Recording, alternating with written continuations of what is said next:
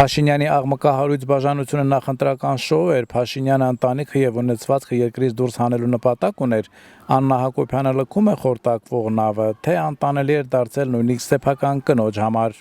Լավ էլի, ծիծաղելի հարցեր մի տվեք։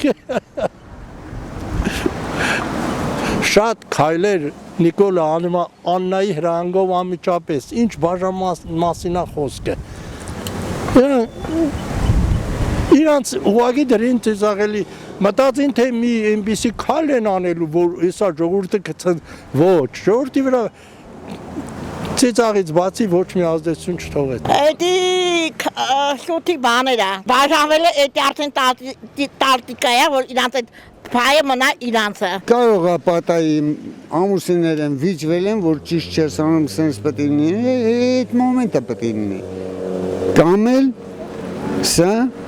ձևական բան է։ Այդ առաջի փախնելու նպատակն էր, որ քիչ-քիչ փախնեն։